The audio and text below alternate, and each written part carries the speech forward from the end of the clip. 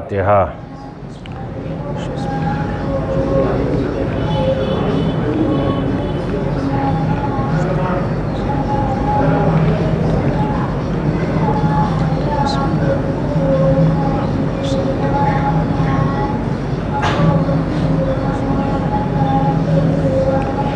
اعوذ باللہ من الشیطان الرجیم، بسم اللہ الرحمن الرحیم۔ الحمد للہ رب العالمین، والصلاة والسلام علی اشرف الانبیاء والمرسلین، وخاتم النبیین مولانا مقتدانا وہادینا وسیدنا ابی القاسم محمد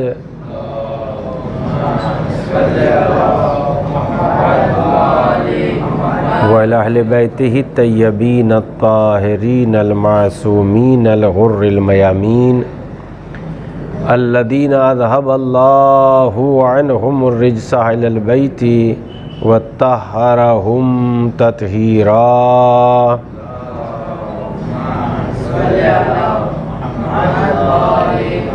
اما بعد فقد قال اللہ الحکیم فی کتابہ الکریم وہو اصدق الصادقین وقولہ الحق۔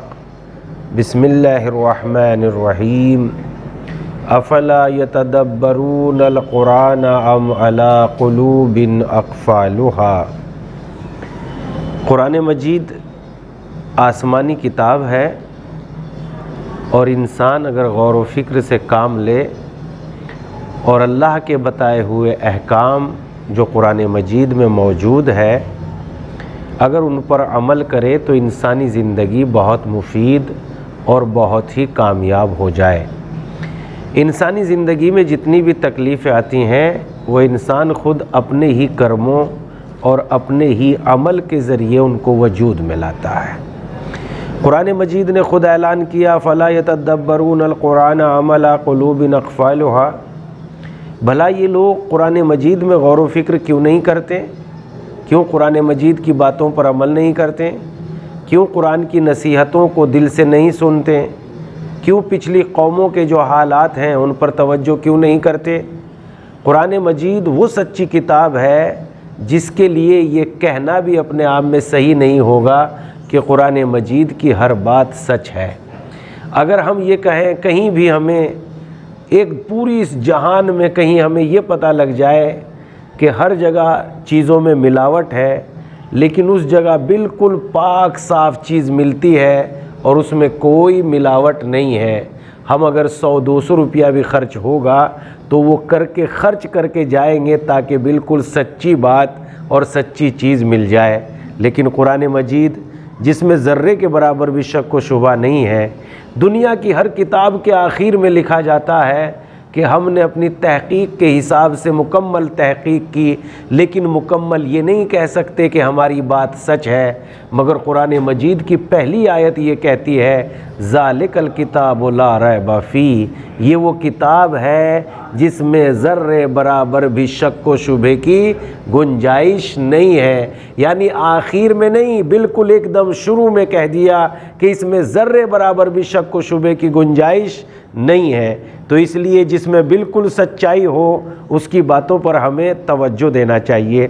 ہم انشاءاللہ رمضان المبارک میں سورہ مبارکہ واقعہ کے سلسلے میں بات کریں گے، اور سورہ مبارکہ واقعہ کے مضامین یعنی اس کے موضوعات بہت عظیم ہیں۔ بہت مختصر سی گفتگو رہے گی، 10 سے 12 منٹ مشکل سے، اور اس سلسلے میں ہم غور کریں گے کہ سورہ مبارکہ واقعہ میں کیا کہا گیا۔ شروع میں ہی اس کی فضیلت کے سلسلے میں سورہ مبارکہ واقعہ کے بارے میں تحریر ہوتا ہے۔ یہ سورہ مکے میں نازل ہوا، مکی ہے۔ قرآن 2 جگہ پر نازل ہوا، کچھ سورے وہ ہیں جو مکے میں نازل ہوا تو ان کو مکی کہتے ہیں، اور کچھ سورے وہ ہیں جو مدینے میں نازل ہوا تو ان کو مدنی کہتے ہیں۔ اس سلسلے میں سورہ مبارکہ واقعہ مکے میں نازل ہوا اور اس میں 96 آیات ہیں، اور اس کی زیادہ تر اس کی آیتوں میں قرآن مجید قیامت کے حالات اور انسان کو کن کن چیزوں سے سابقہ پڑے گا اور قیامت کیسے آئے گی۔ اس کے ذیل میں اس کی تفصیل میں ملتا ہے کہ اگر کوئی انسان ہر رات میں سورہ مبارکہ واقعہ کی تلاوت کرے تو اس کا نام غافلین میں نہیں لکھا جائے گا۔ غفلت غافلین، یعنی غافل کون ہے؟ وہ انسان جو دنیا کی طلب میں پڑا رہے اور آخرت کے بارے میں غور نہ کرے۔ اس لیے روایت میں ملتا ہے ہم یہاں کے لیے نہیں ہیں، ہمیں یہاں سے جانا ہے، تو جب ہمیں یہاں سے جانا ہے تو ہمیں وہاں کی تیاری کرنا چاہیے۔ جو چیز یہاں کے لیے ہے ہی نہیں اس کے لیے تو ہم مرے جا رہے ہیں، اور جہاں ہمیں ہمیشہ رہنا ہے وہاں کی ہم نے تیاری کیا کی ہے۔ سورہ مبارکہ واقعہ انہی باتوں پر انسان کی توجہ دلاتا ہے، اور جب کہتا ہے کہ قیامت آئے گی تو کیسے آئے گی، اس کے آنے کے حالات بتاتا ہے، ان کی علامتیں بتاتا ہے، اس کے لیے لفظ استعمال کرتا ہے کہ کیسے کیسے قیامت کے حالات رونما ہوں گے۔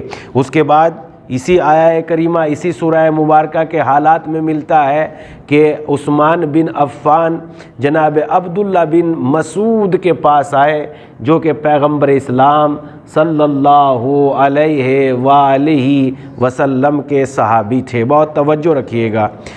اللہم صلی علی، آپ ان کے صحابی تھے، بہت عظیم۔ عبداللہ بن مسعود بہت ہی عظیم پیغمبر اسلام کے صحابی تھے۔ ان کے صحابی جب تیسری خلافت آئی، یعنی جناب عثمان بن عفان خلافت پر متمکن ہوئے، جناب عبداللہ ابن مسعود کی طبیعت حالت غیر تھی، اور اس وقت عیادت کے لیے آئے، اور عیادت کے سلسلے میں مرتبہ پوچھتے ہیں اے عبداللہ بن مسعود، آپ کس چیز سے پریشان ہو اور کس وجہ سے ڈرے ہوئے ہو؟ خدا کی قسم ایک ایک جملہ اتنا قیمتی ہے جو جناب عبداللہ ابن مسعود نے جواب دیا کہ ہر جملہ مجھے متوجہ کرتا ہے کہ یہ لوگ کتنے عظیم اور کتنے بڑے تھے۔ انہوں نے معلوم کیا کس چیز سے پریشان ہو، کس چیز سے ڈر رہے ہو، تو انہوں نے کہا اپنے گناہوں سے۔ اور امام علی علیہ السلام نے بھی نہج البلاغہ میں یہی فرمایا، کسی سے نہ ڈرنا سوائے اپنے گناہوں کے، بس اپنے گناہوں سے ڈرنا، اس لیے کہ گناہ سے بڑھ کے بری چیز کوئی بھی نہیں ہے۔ اس کے بعد انہوں نے کہا کہ میں تمہارے علاج کے لیے کسی طبیب کو بلا دوں تاکہ تمہارا علاج ہو سکے۔ جناب عبداللہ ابن مسعود نے جواب دیا، تم کیا طبیب کو بلاؤ گے؟ طبیب نے ہی تو بیمار کیا ہے، اس کے علاوہ تو کسی کے ہاتھ میں شفا ہی نہیں ہے، لہذا جس نے بیمار کیا ہے وہی شفا بھی دے دے گا۔ مرتبہ پوچھتے ہیں تمہارا دل کس چیز کو چاہتا ہے؟ کہا میرا دل رحمت الہی کو چاہتا ہے، اللہ کی رحمت شامل حال ہو جائے۔ پھر معلوم کرتے ہیں میں تمہارے لیے بیت المال سے کچھ دولت دے دوں تاکہ تمہاری بیٹیوں کے کام آ جائے۔ جناب عبداللہ بن مسعود کے پاس 2 بیٹیاں تھیں۔ جناب عبداللہ بن مسعود نے کہا میں نے اپنی بیٹیوں کو سورہ واقعہ کی تعلیم دے دی ہے، اور انہیں نصیحت کر دی کہ ہر روز رات میں سونے سے پہلے سورہ مبارکہ واقعہ کی تلاوت کرنا۔ میں نے اپنے حبیب محمد مصطفیٰ صلی اللہ علیہ وآلہ وسلم سے سنا کہ جو شخص رات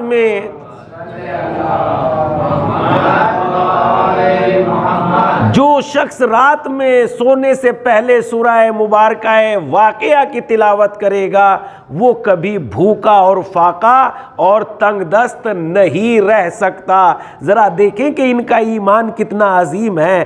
آئی ہوئی دولت کو یہ کہہ کے رد کر دینا، جب سورہ واقعہ کی تعلیم دے دی ہے تو پھر تمہاری دولت پہ کیا بھروسہ کرنا، پیغمبر کی بات پہ بھروسہ کریں گے، اس لیے کہ انہی کی بات حق اور انہی کی بات سچ ہے، اور بالکل ویسا ہی ہوا۔ تو سورہ مبارکہ واقعہ کی تلاوت ہم صرف قرآن مجید کا دروازہ رمضان المبارک میں نہ کھٹکھٹائیں، بلکہ ہم ہر روز قرآن عظیم کا دروازہ ہر روز کھٹکھٹائیں۔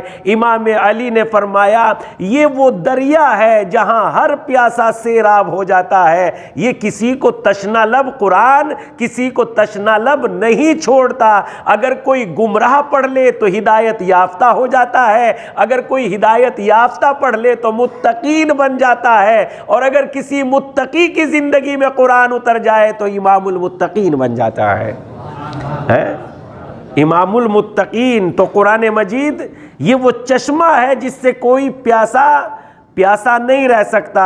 قرآن تو خود کہتا ہے یہدی للتی ہی اقوم، اس میں قوموں کی ہدایت ہے، تو قرآن ہدایت ہے، قرآن روشنی ہے، قرآن نور ہے، قرآن پیغام ہے، قرآن اللہ کا بیان ہے۔ قرآن کے سلسلے میں پیغمبر اسلام صلی اللہ علیہ وآلہ وسلم فرماتے ہیں کہ جب تم یہ چاہو کہ خدا سے بات کر لو تو قرآن مجید کی تلاوت کیا کرو۔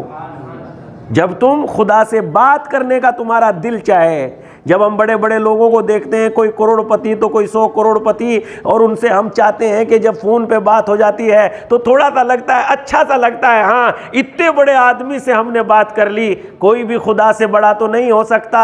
لہذا جب چاہو کہ خدا سے بات کریں تو قرآن مجید کی تلاوت کیا کرو۔ پھر فرماتے ہیں قرآن کے لیے قرآن کے راستوں کو پاک کر لو۔ پیغمبر سے معلوم کیا گیا اے اللہ کے نبی قرآن کے راستے کیا ہے؟ کہا یہ تمہارا دہن قرآن کا راستہ ہے۔ تو ذرا غور کرو، جس قرآن سے جس منہ سے قرآن مجید کی تلاوت ہو رہی ہے اس منہ کو کتنا پاک و پاکیزہ ہونا چاہیے۔ اور منہ کیسے پاک و پاکیزہ ہوتا ہے؟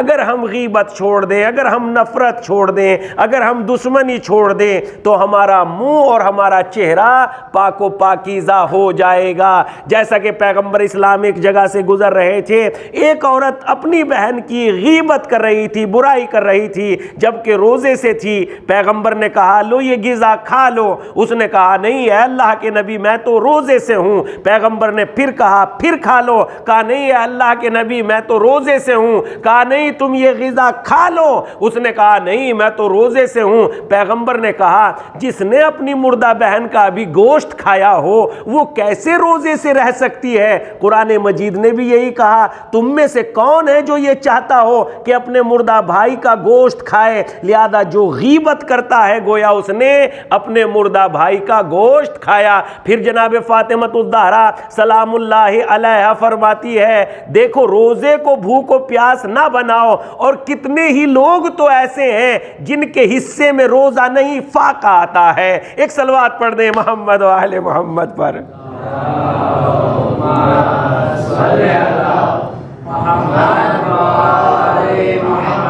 اللہ نے فاقہ رکھنے کا حکم نہیں دیا، اللہ نے روزہ رکھنے کا حکم دیا ہے۔ یہ روزہ، اس میں قرآن مجید کی تلاوت کریں۔ قرآن مجید سورہ مبارکہ واقعہ کی یہ فضیلت۔ اب قرآن مجید اپنے بارے میں مثلا قیامت کے حالات کے بارے میں 2-3 باتیں میں آپ کی خدمت میں عرض کرتا ہوں۔ ارشاد ہوتا ہے بسم اللہ الرحمن الرحیم اذا وقت الواقعہ، جب وہ آنے والی آئے گی یعنی رونما ہوگی، جب قیامت برپا ہوگی، جب یہ عظیم واقعہ ہوگا، لیسا لوقتہا کاذبا، اور جب وہ آئے گی تو ایسے حالات ہوں گے کہ کوئی جھٹلا نہیں سکتا، بالکل سامنے کے حالات ہوں گے۔ پھر قرآن کہتا ہے خافضۃ رافعہ، اور یہ قیامت خافضہ بھی ہے اور یہ قیامت رافعہ بھی ہے۔ خافضہ کس کو کہتے ہیں؟ خافض کہتے ہیں عربی زبان میں نیچے گرانے والے کو، یعنی تنگ نیم جو بالکل پست جس کو کر دیا جائے اس کو کہتے ہیں خافض۔ اور رافعہ کس کو کہتے ہیں؟ رافع کہتے ہیں اس کو جس کو بلندی عطا کر دی جائے۔ تو قیامت وہ ہوگی جس میں وہ لوگ جو دوسرے کو ذلیل و حقیر اور ان کے حقوق لوٹ کے خود تو مالدار بن گئے ہوں اور دوسروں کو ذلیل کر رکھا ہو، ان عظیم لوگوں کو جو اپنے عام میں دوسروں کا حق لوٹ کے مالدار بن گئے، انہیں تو قیامت ذلیل کر کے جہنم میں ڈال دے گی، اور جنہیں مظلوم کر دیا گیا ہے ان کو بلند و بالا کر کے عزت اور جنت کے درجے میں پہنچا دے گی انشاءاللہ تعالی۔ ہم اس سلسلے میں بات کرتے رہیں گے اور قرآن مجید سے متعلق مسلسل جتنے روزے ہیں سورہ مبارکہ واقعہ کے بارے میں گفتگو کریں گے۔ آج بالکل شروع ہو گیا ہے، کل مکمل طور سے شروع کر دیا جائے گا۔ جتنے آپ لوگ ہیں اتنے ہی دوسروں کو دعوت دیجئے، ایک آدمی ایک کو بھی لائے گا تو سلسلہ جاری و ساری ہو جائے گا۔ پروردگار عالم کی بارگاہ میں دعا کرتے ہیں ہمیں ان باتوں پر عمل کرنے کی توفیق عنایت فرما۔ پروردگارہ راستہ تو سبھی چلتے ہیں مگر صحیح راستہ چلنے کی توفیق عنایت فرما۔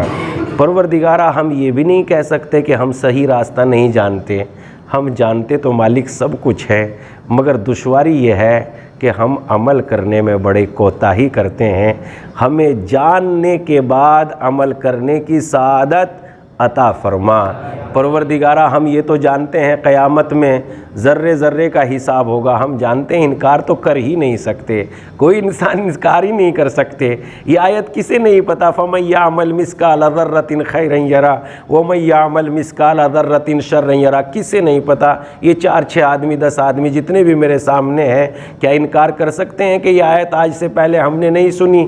سب نے سنی ہے، سب کو یاد ہے۔ پروردگارہ ہم جانتے تو سب ہیں، مالک عمل کی توفیق تو عنایت فرما دے۔ پروردگارہ قرآن کی سعادت عطا فرما، جو عزت تو نے ہمیں عنایت کی ہے اس پر عمل کرنے کی توفیق دے دے۔ ہمارے آقا اور مولا کے ظہور میں تعجیل فرما دے، اس مہلک بیماری سے ہم سب کو نجات عنایت فرما دے۔ جہاں جہاں انسان بستے ہیں ان سب کی جان کی، مال کی، عزت کی، آبرو کی حفاظت فرما۔ ہمارے مولا کے ظہور میں تعجیل فرما، ہمیں ان کے اعوان و انصار میں شمار فرما۔ ربنا تقبل منا انک انت السمیع العلیم۔ آپ حضرات سے گزارش ہے 1 مرتبہ سورہ حمد اور 3 مرتبہ سورہ فاتحہ کی، سورہ توحید کی تلاوت فرما۔ کل مومن مومنات کی ارواح کو ایصال فرما دیجیے۔